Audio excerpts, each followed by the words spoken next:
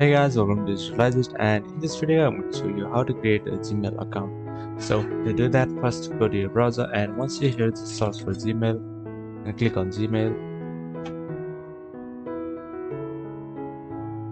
Alright, so once you're here on the left hand side, you can see the create account option. So click here and select any reason. So here going to use for your personal.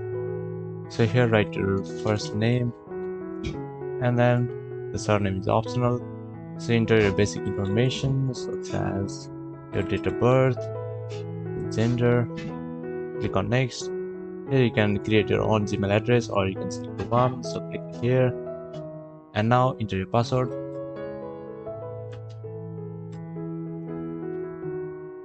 and then confirm your password.